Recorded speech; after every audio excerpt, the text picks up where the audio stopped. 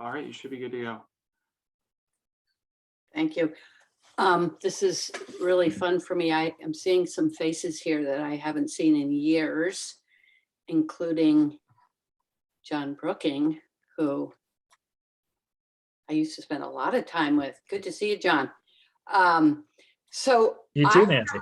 I have a slideshow. If you can share your screen with me, is that already set up? You should be all set up to share. Okay.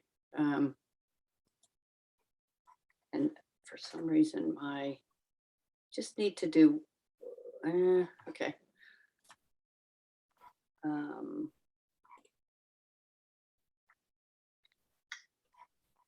Let's see.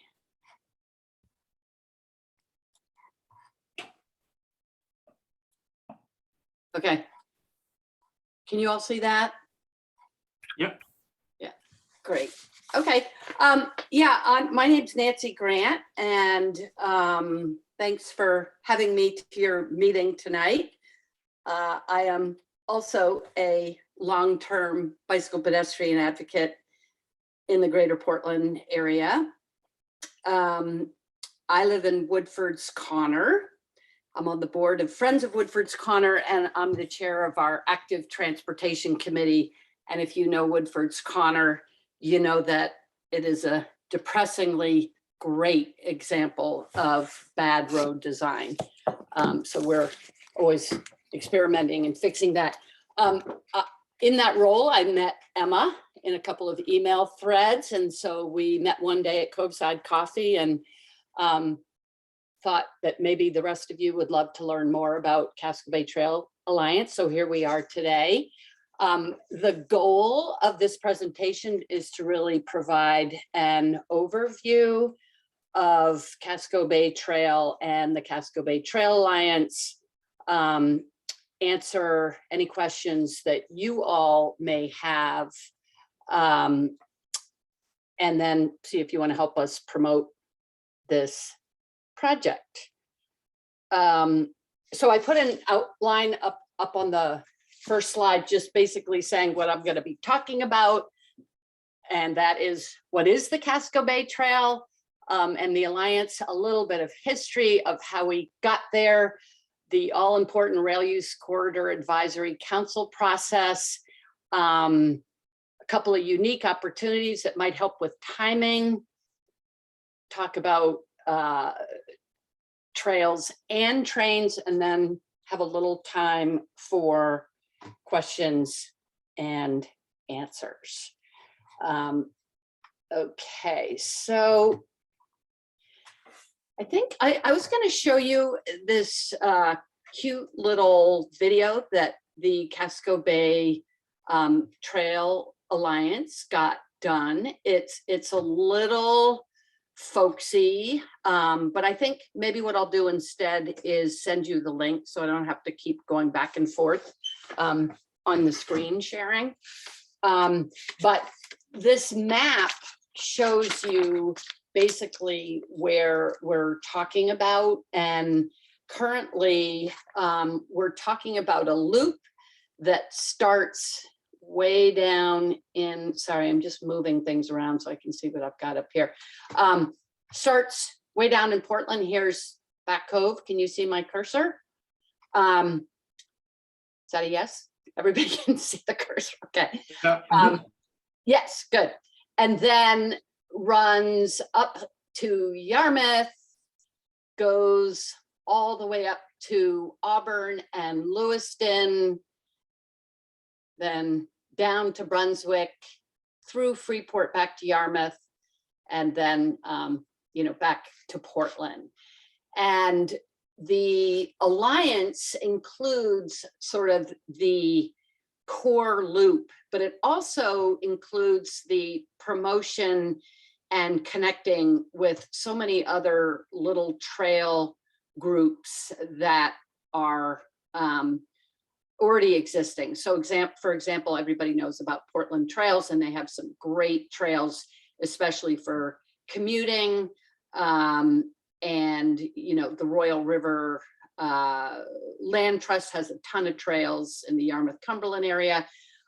So the Alliance is including everything. The trail is really, this loop. And this loop involves actually 72 miles, and that is off the road. So for people who really do not want to ride bikes or even, walk on the road, this is off-road. It's on primarily abandoned railroad corridors, and it involves 15 different towns in the greater Portland area. Being off-road means it's going to be safe for all ages and abilities. It can be used for transportation, recreation, or fitness, and will hopefully reap all the benefits that come from this kind of resource, whether it's public health, climate, economic development, building community, all that kind of stuff. One of the things that I find so remarkable about this project is it is extremely ambitious. It's full of some very organized characters who are making things happen at a really fast pace. And it builds on literally at least 3 decades or more of past ideas, wishes, and plans. And I think all of you know that our transportation system makes pulling off these kinds of projects almost impossible. But I'm feeling like there could be a little perfect storm happening right now. And if we get the public support, I'm feeling optimistic. One of the founders of this project is Sue Ellen Bordwell, who is one of the longest time bike ped advocates in the state from Yarmouth, and she's 75, and she readily admits, well, I won't be alive to see this. I am only 64, so I hope I will be alive to see this. This project is also part of a much larger vision for Trails Network. And it also includes a missing link for the East Coast Greenway. And the East Coast Greenway, I think most of you are familiar with that, but that is 3,000 miles of eventually all sort of multi-use paths connecting 450 cities and towns from Key West to Calais. That original vision started over 30 years ago. And I think from all the people I've asked, the first inkling of the Casco Bay Trail, which, again, is right here, came when people in Maine, including Sue Ellen and Tony Barrett from Harpswell, were trying to figure out where the East Coast Greenway would go in Maine.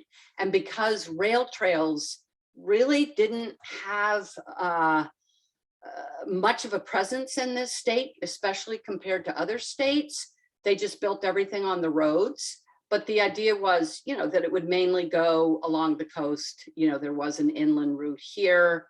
And so, some people have sort of had this idea on their head for quite a while, but it, again, as I said, it's hard to make this stuff happen, especially with the Maine DOT. So I just wanted to add a little bit of history here. So as I said, the East Coast Greenway started in 1991, and various people who've been involved with the East Coast Greenway, some of you may know Christine Keeney, who's actually a staff person. Just people thinking about East Coast Greenway would think about what to do, how to get from Portland to Brunswick, or Portland to Augusta. And very often the S&L Railroad line was a candidate. It was a live railroad corridor until the baked bean factory stopped using it. Apparently their last delivery was in 2015. The amazing thing to me, given how far this little entity is in 2022 is it wasn't officially founded until 2019. And basically there were 3 people having a conversation about that rail corridor from Portland to Yarmouth. And Sue Ellen Bordwell was one, and Dick Woodbury was the second. He is a former independent state senator from Yarmouth. And the third one was our own Ed Seslovic, city councilor in Portland. And they just said, this is so ridiculous. Why do they always tell us we can't do this? Let's just do it. And the way Dick is, he literally went and got papers to form a 501c3 that day. And I said to Sue Ellen today, you know, if he had just gotten interrupted or was having a bad day, this thing may have just sort of fizzled. But I think the stars aligned. And so they built the nonprofit 3 years ago. Last fall, there was a resolution done by Portland City Council and almost every town all the way up to Auburn, resolving that the DOT should convene this new concept called a Rail Use Advisory Council, and to determine once and for all the fate of the trail. I want to talk about that a little bit more in a second, but last month we had the very first Rail Use Advisory Council meeting, and they need to decide somewhere by December 22nd, you know, what the verdict is. And there's a lot of interesting history about this trail on our website here.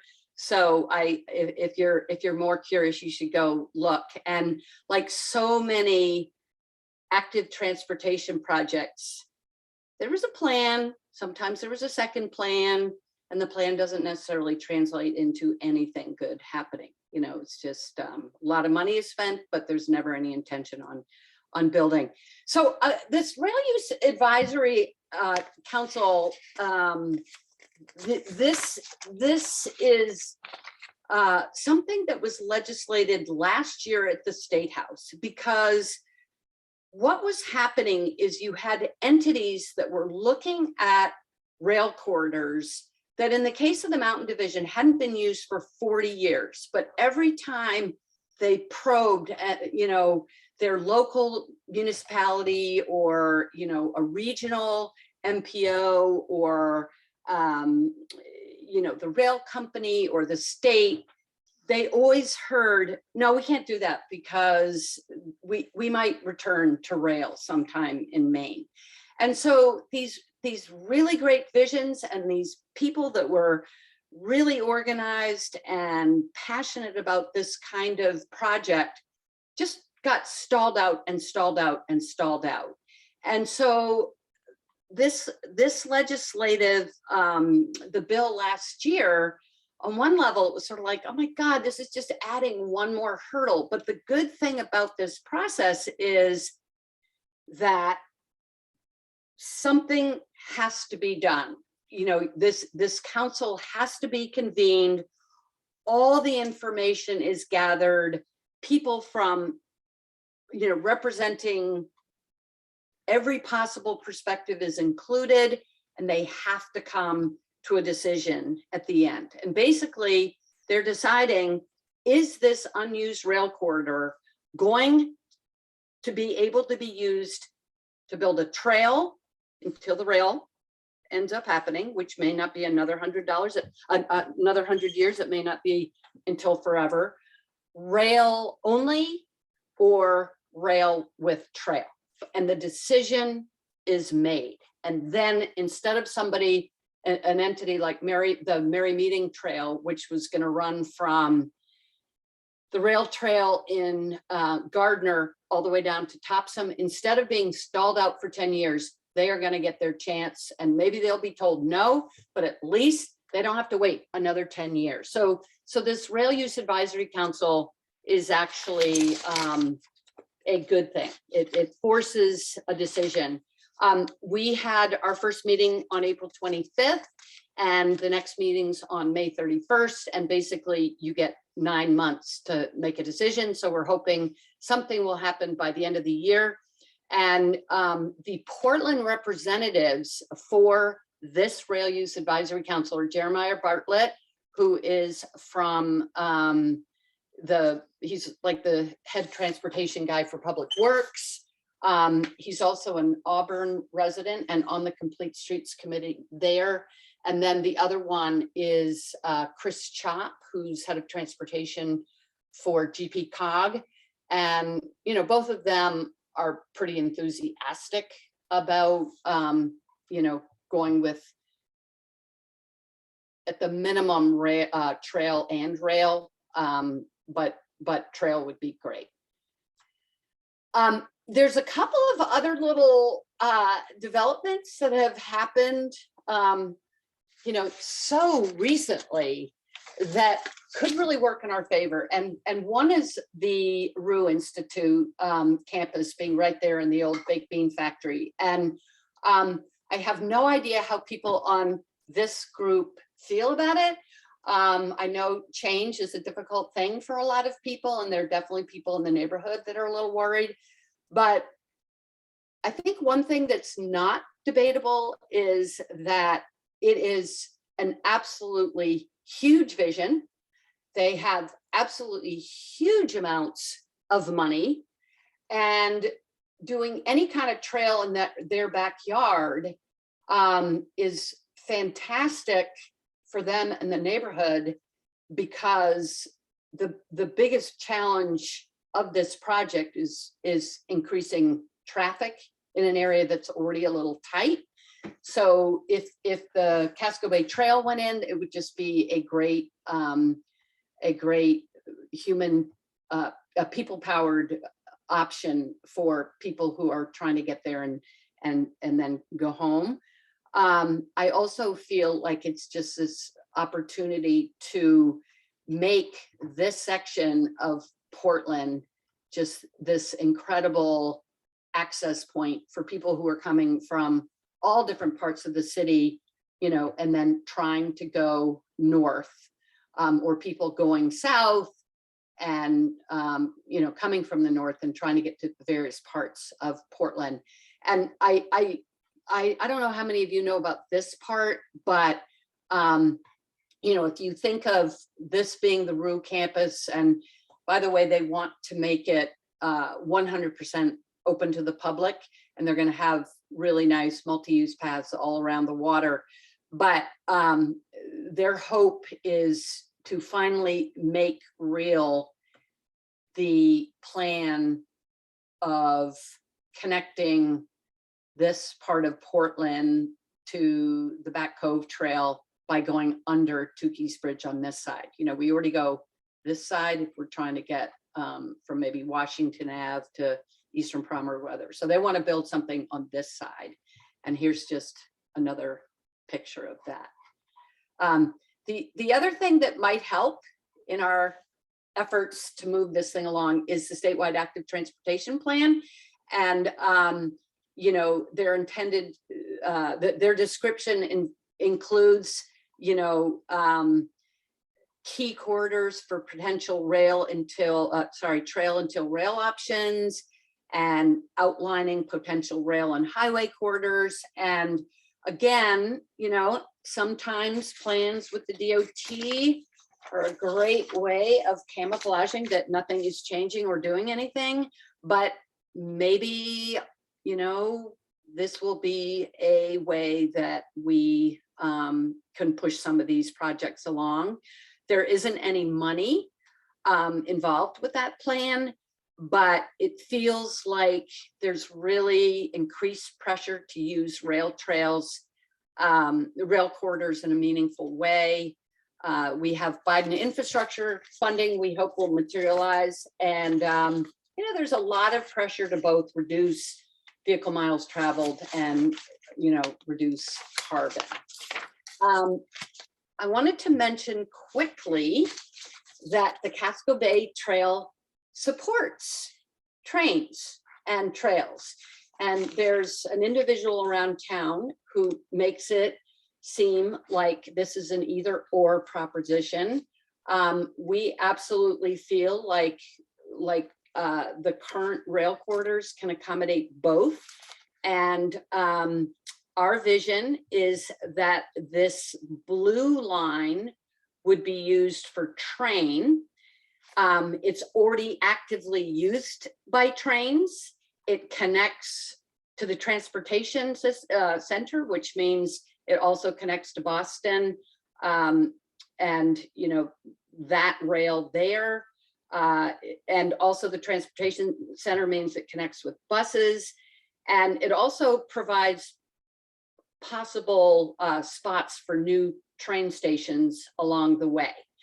We think the green line, the green corridor, is best for trail. And that is because it's not being used by trains right now. It would cost more to refurbish it for trains. It dead ends at Veranda, so you can't get down to the transportation center without paying a huge amount of money. And it also, being a trail, it's also connecting to so many other trails, as I mentioned before. We are extremely excited about this little project. We think it could be the most transformative ever for Portland and communities in our area. And we also think that if we can get this one done, that could be sort of the seed to finally transform the state into embracing rail trails in a big way. So that's kind of where I was going to end. I have no idea. Oh, I'm on time. I'd love to answer any questions people may have, and also I can let you know how you can maybe help if you're interested.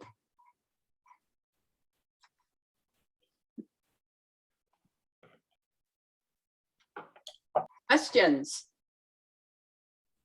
Oh, yes. Chris. I just had two questions. One of them is, do you know if that old trestle is going to be converted into perhaps a bike trail? I heard that at one point by the Row Institute. I actually got a little tour with the Row Institute last Wednesday morning.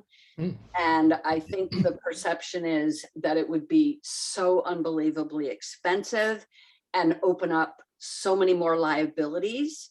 People jumping off the bridge, the wind, it would be so exposed to the wind. But I think, it comes down to just extraordinarily expensive. About 20 years ago, there was a crowd from Portland Trails that was looking at that. And they were making a little progress, and then there was the fire, and maybe Steve, you remember when the fire was, but the fire did enough damage that it made trying to make, refurbish that bridge almost, Nancy, I don't want you to feel too old. That was almost 30 years ago. Okay. Okay, thank you. Before I moved back to Portland. That fire. So.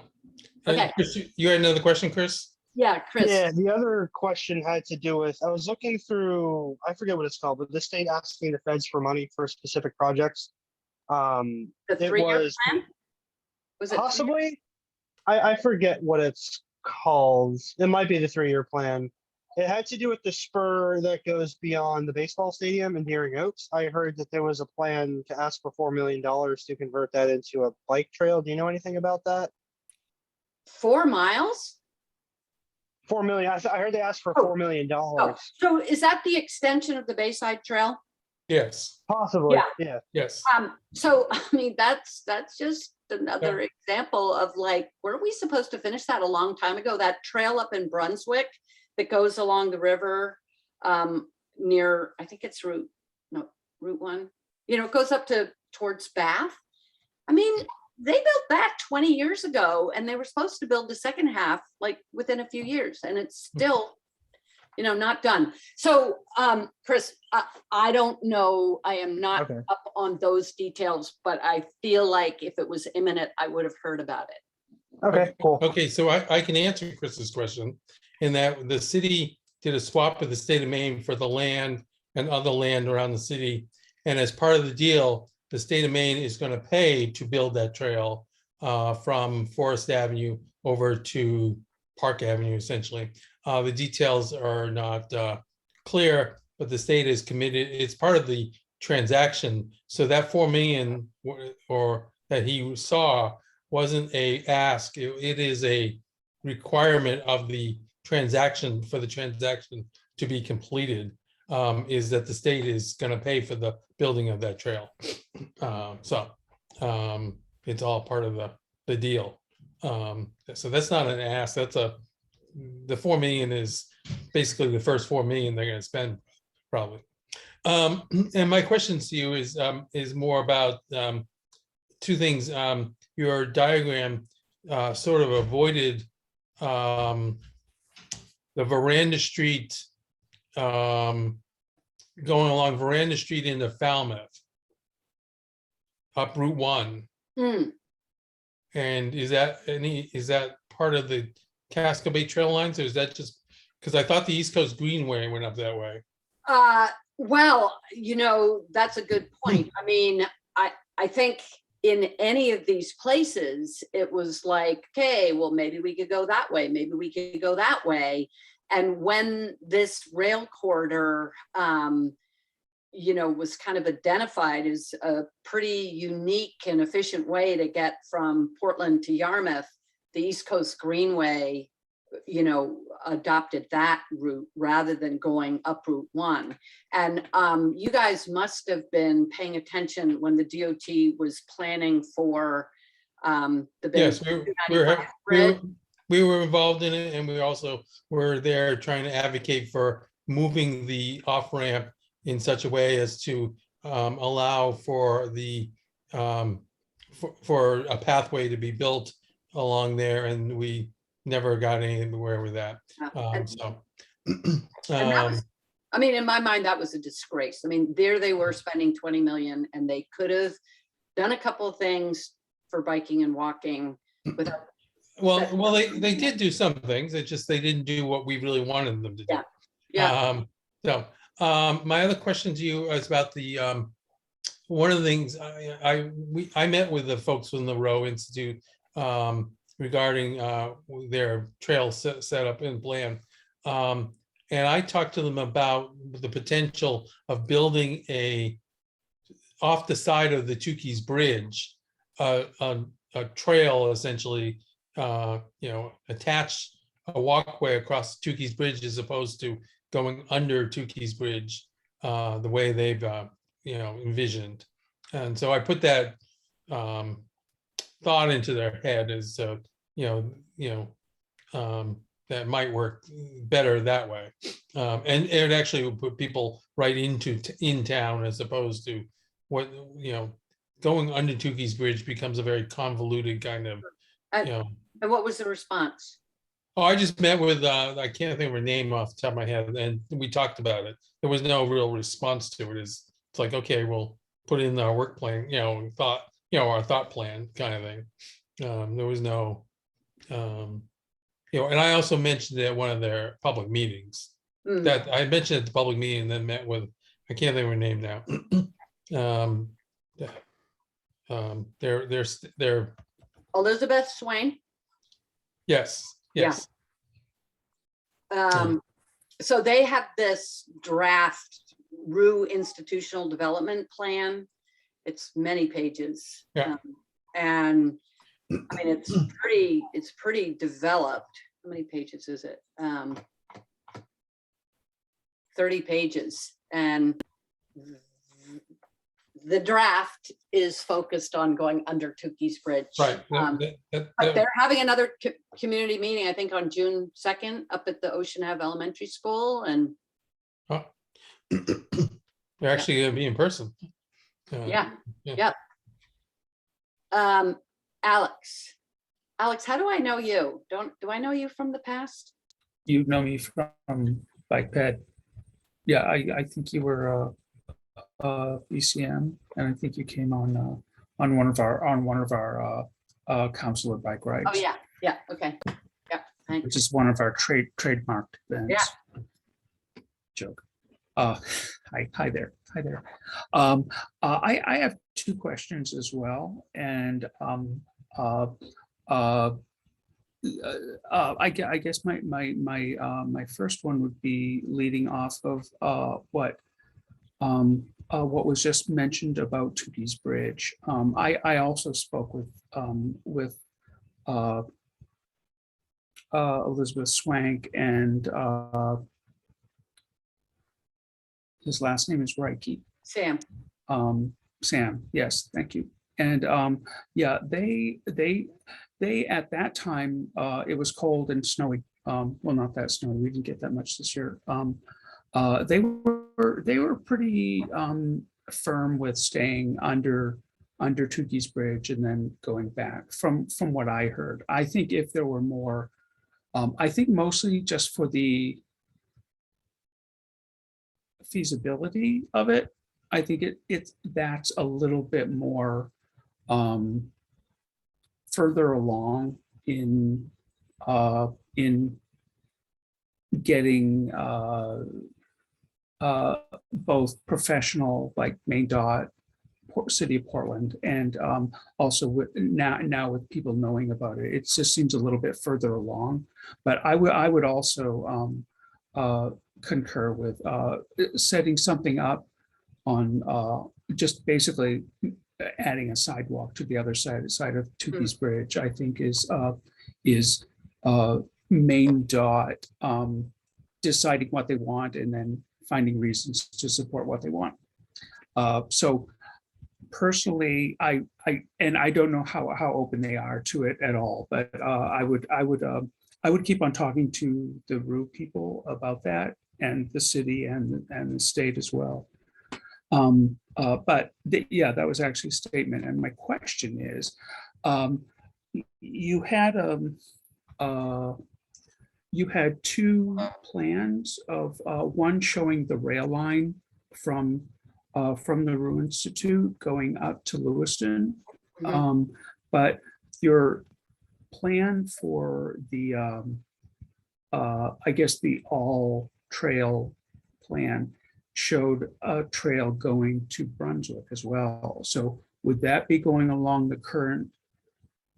currently used rail line? Because I don't know how schematic that was. no, it's not, these are drawn with Microsoft Word. I don't know how anybody could make a map with Microsoft Word, but Dick did it. Hold on a second. I'm trying to figure out what you're saying. So oh, I see what you're saying. Okay, hold on a minute. The part of the loop that goes from Yarmouth to Freeport to Brunswick is not all on rail. For example, the part from Yarmouth to Freeport is kind of along Route 1 as an extension of the Beth Congdon Memorial Walkway. So that I don't believe that part is using rail. No, But that's that's a not. great question. Beth Condon is totally separate. It's just along Route 1, like you said.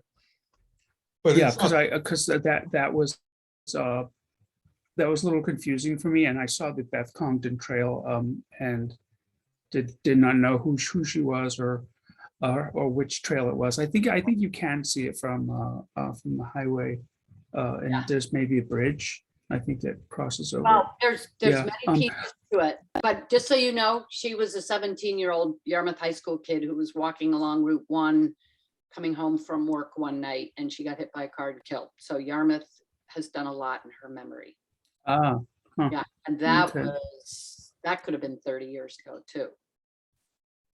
That could have been last year. 40 plus. John, I'm worried about you frankly. running over your time, so you can tell me to be quiet. And I'd love to have questions that really relate not to Tukey's Bridge so much, but to the trail that would start at Veranda and go north to Yarmouth and beyond. I think you're good through the questions that we have right now. We can take a little extra time if it is directly related to the trail project itself. So I'm seeing hands. Alex, you done asking? Yes, yes. Great. Thank you. Mr. Zach Barowitz, good to see you. Yeah, good to see you, Nancy. Good to see you still fighting the fight. This is an amazing project. I hadn't heard about it. It's so good to see something ambitious. I remember a few years ago, went to something, the blessing of Portland's first bike corral, and we all gathered around a piece of galvanized metal, marveling at it. So it'd be great to have something actually substantial happen. I haven't heard of the group. I looked at the website, and being the kind of person I am, I always look for the About Us section, and I don't see anything about who it is. So I don't know if you want to tell us, or I'm also perfectly happy if it gets added later or if it's on there or something. I could send you a list of the board members. I'm not a board member. I am what is called a town trail builder. So I'm a town trail builder for Portland. And the idea is that just anything I can do to both get the word out and to, ask for feedback from people. And we have one for every town, I think as far as Auburn at this point. The Portland board member is this woman named Emma Bond, and she lives right over there near East Earring, and she's a lawyer. I think she's the head lawyer for ALCU, and she's nice and young and full of energy. I don't think there's anybody else on the board from Portland, but I can get a list of board members. Okay. I also want to send you the link to the movie. Cool. And so there's no staff, no paid staff. No, this is an all volunteer effort. Okay. And that's why it's so amazing how much has taken place. Damon. Damon was an intern at the Bicycle Coalition of Maine when he was really young and spent his honeymoon on the East Coast Greenway. And so we were like, oh yeah, we want this guy working for us. Yeah, that was great. It's good to see you, Nancy. Thanks for working on this.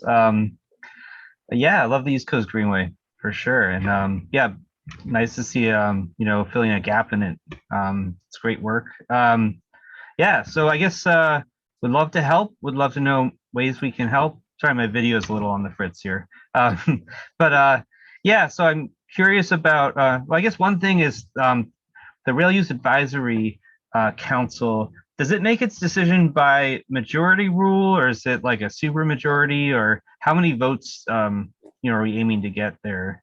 Well, that's a great question. And I'm gonna go back and find out the answer. But what happened, so this is only the second one. The first one was the Mountain Division. It was a roughly 30-mile chunk of rail corridor between where the rail trail ended, this side of Freiburg, and the far side of Wyndham. And at the end of the day, when they took their vote, all but one just wanted a trail. One person wanted rail with trail. And I don't know what they would have done if there had been some kind of tie.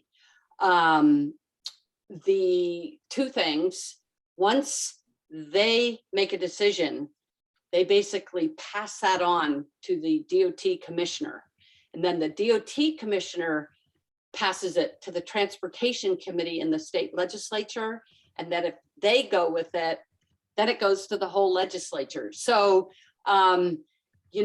it's an uphill, but I think because of the Rail Use Advisory Council, there's such an informed process and a very deliberate process in presenting information and making decisions. So what I'm hoping is that these decisions are going to be somewhat rubber stamped. And the interesting thing about all of the outreach that this group has done since really in the last year, when we went through the process of getting every town to vote in support of actually having the Rail Use Advisory Council process, there's been one elected official who hasn't liked the idea. And that elected official was a town councilor up in Cumberland whose land abuts the abandoned railroad. And she's very old school in imagining that as soon as the trail is there, that people are gonna like come through the woods and rob her house, which is just really old school. That is the complete opposite of what ends up happening. But in terms of ways you guys could help, first of all, we have these handy dandy brochures, and somehow maybe I could get some of these to you people, and you could just sort of pass them around. I mean, it's pretty complete. Just tell people about it if they ask. The other part is during the Rail Use Advisory Council, there's a very public part at the end, and the more people we can get to that vote in support of it, that will be great. So really we're at the, let's let people know. Oh, I know another thing is, I want to invite, so Andrew Zaro's is my city councilor and has been very involved in this in the beginning because he's also got East Steering. He's also head of sustainability and transportation. And there's two new members on that who are Roberto Rodriguez and Victoria Pelletier. And so I am going to invite them for a walk on the Veranda Street end of the route. And if any of you wanted to come along for the ride, that would be great. I mean, the more people that seem to like this, the better. And by the way, this trail is very separate from Rue Institute's campus, but it sure does work with Rue Institute's campus. And we're hoping that that's going to actually help us, not hurt us. Great. Would it be helpful if Pbpac did a letter of support to the Transportation Committee or in the council? So. Or are you looking for this later? Well, so we're going to actually do a presentation at the Sustainability and Transportation Committee meeting. It's one of the ones in July. And so that's a great idea. Some of you could attend that. That would be great. Tony Donovan from the train side of things, did a presentation last week, and he's a very hardworking advocate, but he says a lot of stuff that's simply not true. And so we need to get in there and set the facts straight. But I once I know those dates, I will definitely let you know. And I'm not really clear on the procedural side of how Sustainability and Transportation Committee works. So I don't know if a letter of support is appropriate, but if it is, then it would be great to have it. Great, thank you. That all sounds great. I hope that we can be helpful any way that we can. This is quite a magnificent project, and I look forward to seeing it. Hopefully. Stephen, did you have another question? Well, no question. Well, essentially, what is the Transportation Committee? Are they making any decision regarding it, or just?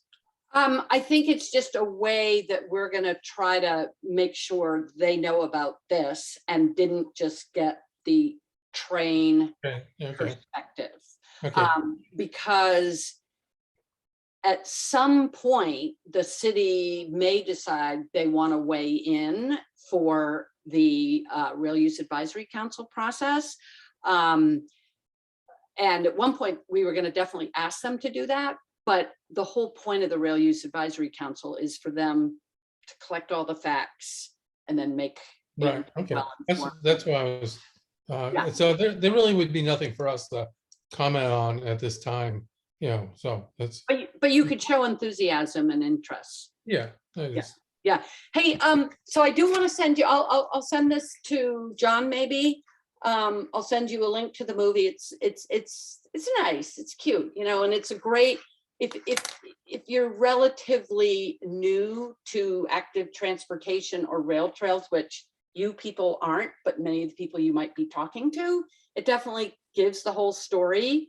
And if anybody wants some of these, I even delivered them to your house.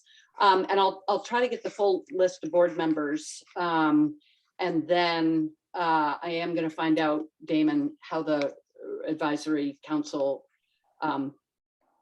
votes at the end, because it's not consensus, and I don't know what they do if there's a tie. That all sounds great. I will be putting this recording and the link to the video that you will be sending me onto our listserv. So hopefully there will be some additional discussion and we can forward you any additional questions or input that our group has. Oh, great. Okay. Well, thank you very much for having me. Thank you, Emma.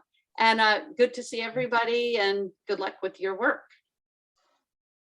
Thank you. Thank you. Thanks, Nancy. Let me stop recording.